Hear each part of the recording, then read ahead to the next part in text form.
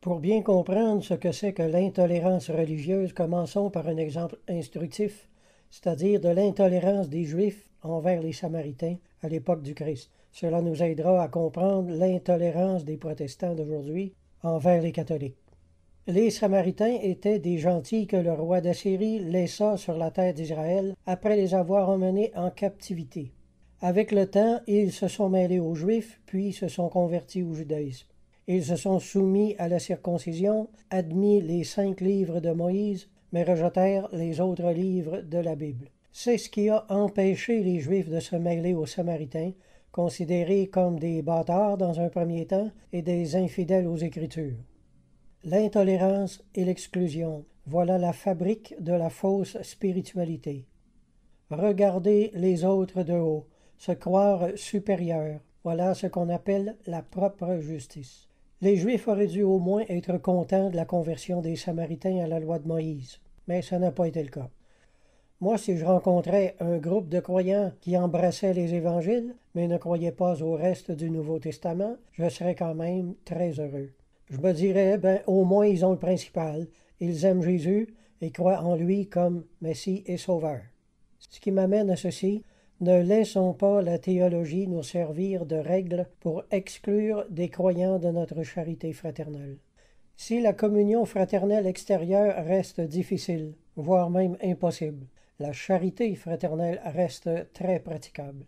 La communion fraternelle rapprochée peut être impossible, ce qui n'empêche pas la charité, c'est-à-dire un amour sincère pour ceux qui croient en Jésus, même si la théologie diffère beaucoup de la nôtre. Ne laissons pas le mépris résider dans notre cœur à l'égard de ceux qui ne croient pas comme nous. C'est de l'enfantillage. Dans l'Écriture, presque tous les compromis doctrinaux sont permis en vue de la paix, de l'unité et de la charité fraternelle. Ce sont les compromis moraux qui ne le sont pas. Ceux qui ne font aucun compromis pour la paix font d'habitude tous les compromis pour leur propre péché.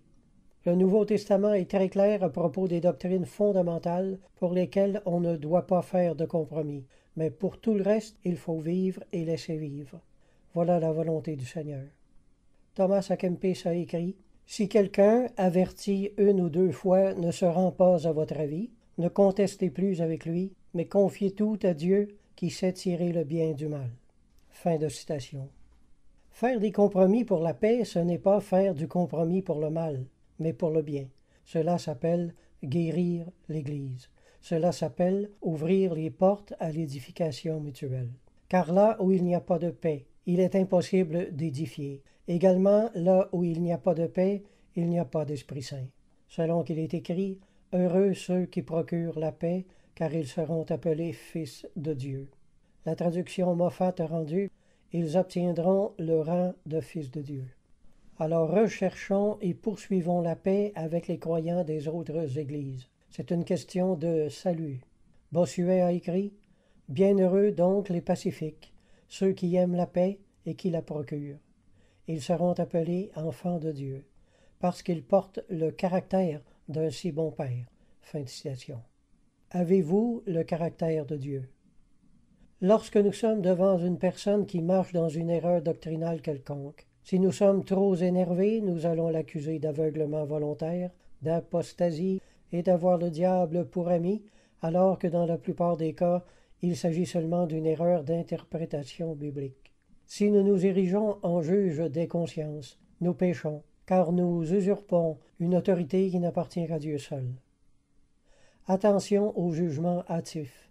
Attention aux attitudes de guillotine. L'erreur est fondée sur un jugement défectueux, une mauvaise compréhension d'une chose qui n'est pas conforme à la vérité. Cela ne fait pas de nous des criminels. Je suis persuadé que l'ignorance n'est pas un obstacle au Seigneur, et qu'au lieu de beaucoup d'erreurs doctrinales extérieures, le Seigneur peut tout aussi facilement établir le royaume de Dieu dans les cœurs.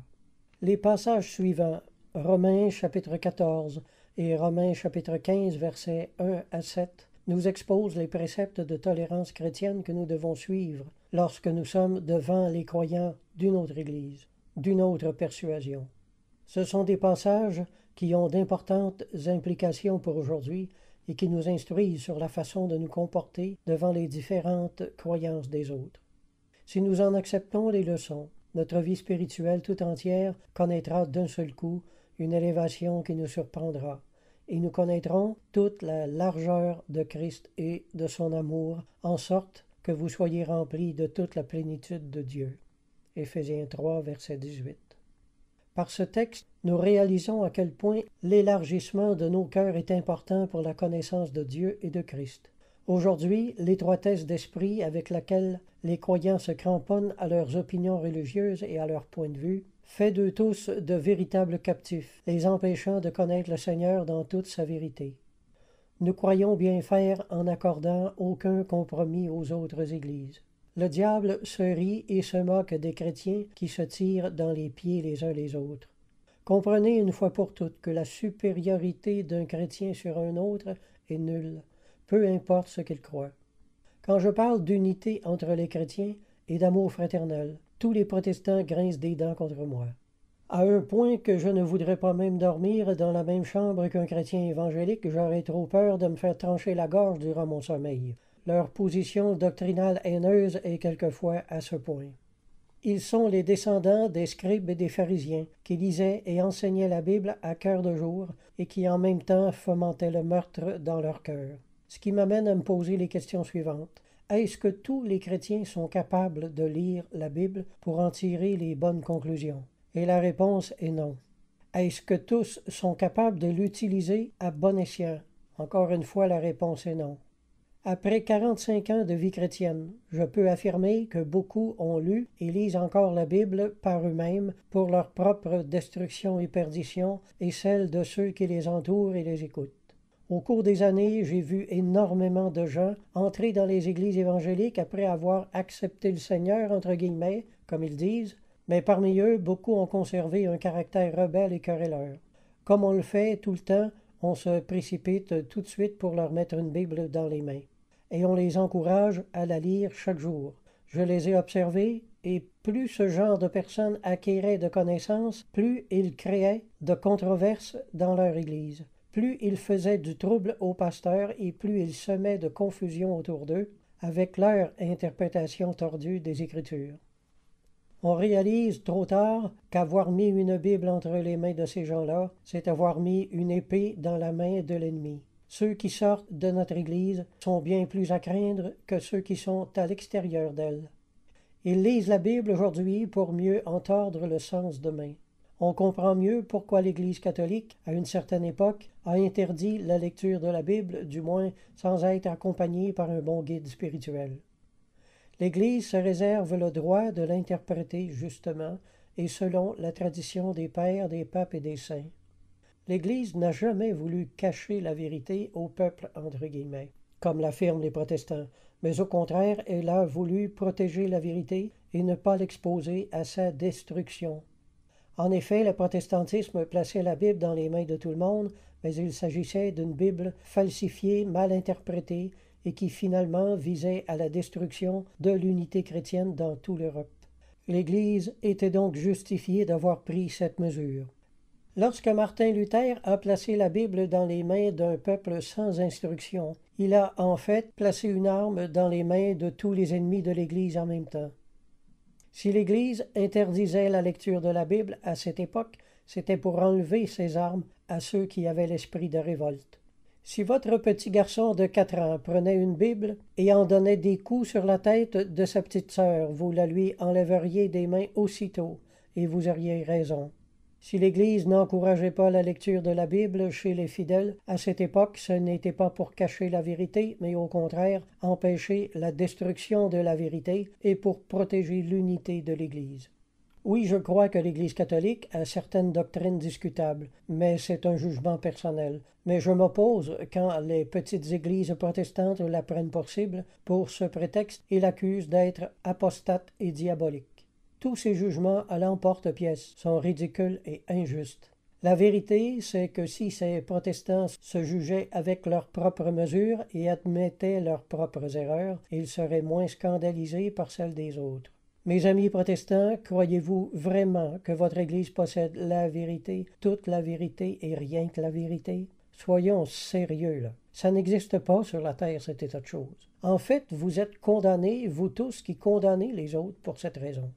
Rappelez-vous ce passage, car le jugement sera sans miséricorde pour qui n'a pas fait miséricorde. Épître de Jacques, chapitre 2, verset 13. Au ciel, il n'y aura ni catholiques ni protestants, mais uniquement des gens qui auront cru en Jésus, qui auront aimé Dieu et leur prochain sur la terre. Si vous n'avez pas été un artisan de paix sur la terre, vous n'en jouirez pas dans le ciel. Aucun artisan de querelles, de disputes et de divisions n'aura de part avec ceux qui ont aimé la paix, la charité et pratiqué l'amour fraternel. Il n'y aura pas de paix dans le ciel pour ceux qui l'auront déchiré sur la terre. Dieu vous enverra dans une autre demeure. Luc chapitre 16, versets 10 à 12. Celui qui est fidèle dans les moindres choses l'est aussi dans les grandes, et celui qui est injuste dans les moindres choses l'est aussi dans les grandes. Si donc vous n'avez pas été fidèle dans les richesses injustes, qui vous confiera les véritables? Et si vous n'avez pas été fidèle dans ce qui est à autrui, qui vous donnera ce qui est à vous?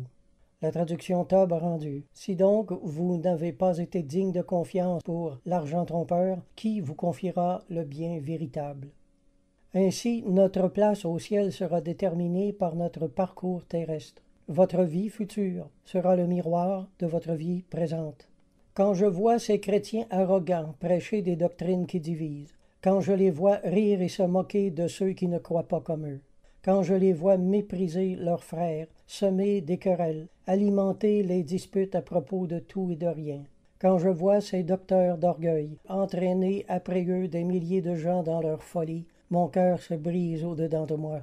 Vous les protestants, vous croyez pouvoir vous dégager de l'obligation d'aimer votre frère catholique. Vous êtes comme le pharisien de la parabole, qui voulait se dégager de l'obligation d'aimer les Samaritains. Luc 10, verset 29.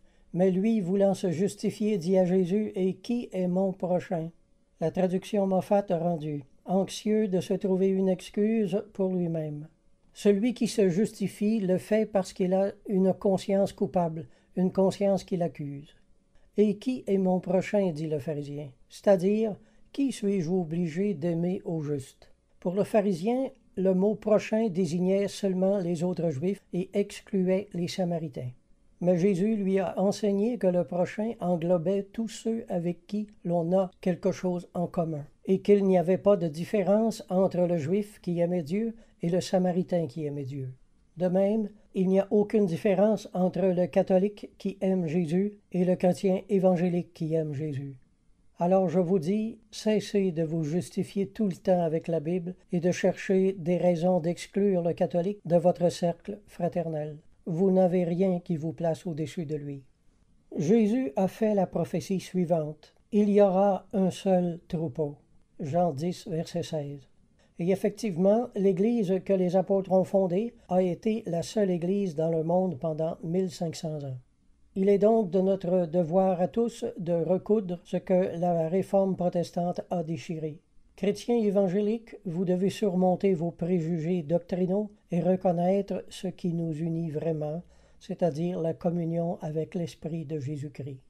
Nous avons tous en effet été baptisés dans un seul esprit pour former un seul corps, soit juif, soit grec, soit catholique, soit évangélique entre parenthèses.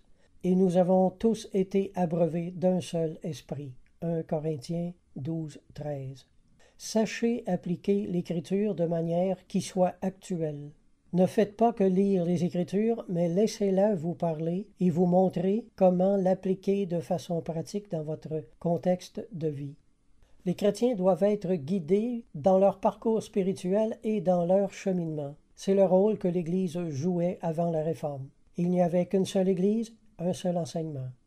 L'Église interprétait les Écritures et les présentait en exhortation au peuple. Tous les chrétiens étaient en paix. Il n'y avait qu'un seul troupeau et un seul berger.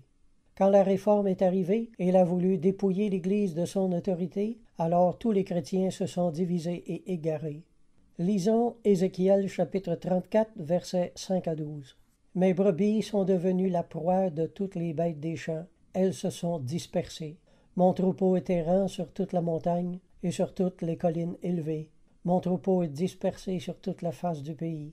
Nul n'en prend souci, nul ne le cherche. C'est pourquoi, berger, c'est-à-dire pasteur, écoutez la parole de l'Éternel. Je suis vivant, dit le Seigneur l'Éternel, parce que mes brebis sont au pillage et qu'elles sont devenues la proie de toutes les bêtes des champs. Entre parenthèses, aujourd'hui, nous voyons tous ces faux prophètes prédicateurs qui n'en veulent qu'à votre argent, qui fondent de nouvelles sectes à tous les jours. Ainsi parle le Seigneur l'Éternel. Voici, j'aurai soin moi-même de mes brebis, et j'en ferai la revue.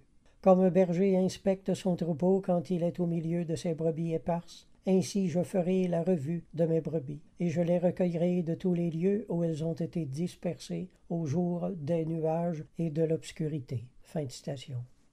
Voilà encore un texte qui montre que Dieu travaille à la réunification de ses brebis. J'essaie de comprendre pourquoi tant de chrétiens évangéliques ne sont pas évangéliques. Ils n'en portent que le nom. Ils ne veulent pas aimer. Ils parlent d'amour, mais ils vivent de haine. Leur charité chrétienne n'est qu'un mince vernis extérieur. Ils sont incapables d'aimer leur prochain. C'est pourquoi ils vivent en des sectes. Galates 5, 19, 20. Or, les œuvres de la chair sont manifestes. Ce sont les inimitiés, les querelles, les jalousies, les animosités, les disputes, les divisions et les sectes. Voilà très exactement la description générale du protestant face aux catholiques. Vous dites aux gens de suivre la Bible alors que vous ne la mettez pas en pratique vous-même. Et ce que vous appelez suivre la Bible est sujet à bien des examens, mes amis. Vous ne serez pas sauvés, par exemple, parce que vous vous êtes fait rebaptiser par immersion. Vous ne serez pas sauvés parce que vous croyez que Jésus a eu des frères. Vous ne serez pas sauvés parce que vos pasteurs se marient. Toutes ces différences extérieures ne vous donnent aucun avantage sur le catholique et n'augmentera pas la faveur de Dieu sur vous. Les protestants se vantent de posséder la faveur de Dieu et sont partis en mission pour l'enlever aux autres, attitude des plus viles et des plus détestables.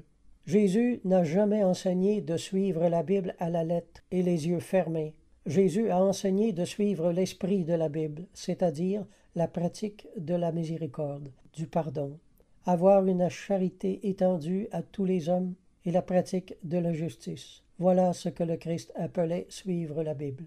Alors je le répète, ce que vous appelez suivre la Bible n'est peut-être pas du tout ce que lui appelait suivre la Bible. Les pharisiens étaient des bigots imbus d'eux-mêmes. La définition du mot bigot est la suivante. Se dit d'une personne qui pratique sa foi d'une façon excessive et étroite. La bigoterie est donc une forme fondamentale d'orgueil. Le bigot se complaît en lui-même, alors que Christ ne s'est pas complu en lui-même. Romains 15, 3. Le Christ a aimé les pécheurs, il a aimé les Juifs et il a aimé les Samaritains, et ce, malgré tous leurs défauts. Si vous êtes bigot, reconnaissez-vous. Ne justifiez pas votre étroitesse. Repentez-vous et élargissez-vous. Réformez-vous de l'esprit sectaire qui animait la réforme. Ce zèle amer que vous avez contre le catholique est une puanteur aux narines du Seigneur. Prenez garde de mettre les gens dans le rôle des ennemis de la foi et de les traiter d'apostats uniquement parce qu'ils appartiennent à une Église que vous méprisez. Une personne ne sera pas damnée parce qu'elle est catholique, et une personne ne sera pas sauvée parce qu'elle est protestante. Dieu ne jugera pas les Églises, il jugera les cœurs individuellement. Car il nous faut tous comparaître devant le tribunal de Christ, afin que chacun reçoive selon le bien ou le mal qu'il aura fait, étant dans son corps. 2 Corinthiens 5, verset 10. La traduction Knox a rendu « Nous devrons tous subir un examen minutieux ». Selon le bien et le mal, voilà tout ce qui intéressera le Seigneur. La Bible nous a été donnée pour devenir de meilleures personnes, pas pour nous chamailler sur ce qu'est la vérité biblique ou non. Que vous ayez cru que Jésus avait des frères ou que vous ayez été rebaptisé par immersion n'aura aucune incidence sur votre jugement. C'est ici la séparation des vrais et des faux chrétiens, des brebis et des boucs de la parabole. Vous, les boucs, vous vous êtes bien amusés à taper sur la tête des autres avec la Bible. Vous n'aviez aucune miséricorde. Vous étiez totalement vide de charité chrétienne. Vous avez condamné, vous avez tué le juste qui ne vous a pas résisté. Jacques 5, 6. Saint Augustin a écrit « Ô vous, mauvais chrétiens, ô vous qui fatiguez par votre conduite l'Église que vous remplissez, corrigez-vous avant le temps de la moisson. » Fin de citation. Dans toutes les églises, s'il y a de faux chrétiens qui n'emportent que le nom, il faut admettre qu'il s'y trouve également de très belles âmes authentiquement chrétiennes. Et dans la même lancée, dans toutes les églises, il s'y trouve également des âmes maudites et méchantes. Encore une fois, Dieu regarde, scrute et pénètre le fond des cœurs. Un chrétien peut en avoir les extérieurs et être sans cœur à l'intérieur. Et d'un autre côté, il y en a d'autres qui appartiennent à des églises sectaires, mais qui ont en eux l'Esprit Saint et possèdent réellement l'amour de Dieu. Devenir chrétien, c'est devenir miséricordieux. C'est le cœur de pierre qui a été changé en cœur de chair. Il n'y aura pas de place dans le royaume de Dieu pour les gens sévères qui auront pris plaisir à faire marcher les autres à la baguette. Ézéchiel 11, 19 « Je leur donnerai un même cœur, et je mettrai en vous un esprit nouveau. J'ôterai de leur corps le cœur de pierre, et je leur donnerai un cœur de chair. » Remarquez que la recherche d'unité spirituelle est intrinsèquement liée à la réception de l'Esprit Saint. La vraie vie chrétienne est donc une vie de miséricorde que l'on exerce envers les faiblesses des autres et les erreurs doctrinales des autres, de la même manière que l'on reçoit de Dieu miséricorde pour les nôtres. Recherchez l'unité et pratiquez la miséricorde envers toute personne qui confesse Jésus-Christ, Fils de Dieu, et par l'Esprit Saint, vous sentirez sur votre tête le témoignage de la faveur de Dieu. Un enfant de Dieu est une personne qui a pris la résolution de vivre selon les mêmes critères que son Père. L'exercice de la miséricorde est donc essentiel au salut de l'âme. Les protestants n'ont aucune miséricorde pour l'Église catholique. Au contraire, ils la diabolisent chaque fois qu'ils en ont l'occasion. L'un d'eux me dit l'autre jour « catholique rime avec diabolique » et ces genres de personnes n'iront pas chercher plus loin. Vous voyez de quel jugement superficiel dont ils jugent. Moi, je lui ai répondu que protestant rimait avec Satan. Et cervelés qu'ils sont. L'Écriture dit « Réponds à l'insensé selon sa folie, afin qu'il ne se regarde pas comme sage. » Voilà ce que j'ai fait. Alors que j'étais encore protestant, je suis allé à un culte catholique un soir. C'est le Seigneur qui m'y avait mené. Par pure coïncidence, je passais par là et la porte était ouverte, alors j'y suis entré. Dans la liturgie, on confessait Jésus-Christ, Dieu venu en chair, Dieu fait homme. Le diable ne confesse pas Jésus-Christ. J'y ai entendu lire l'Évangile, le Sermon sur la montagne. Le diable ne lit pas la Bible aux gens. J'ai entendu ensuite le prêtre exhorter les fidèles à vivre quotidiennement selon les paroles du Seigneur, afin que leur vie soit construite sur le roc. Le diable n'exhorte pas les gens à vivre sur les paroles de Jésus.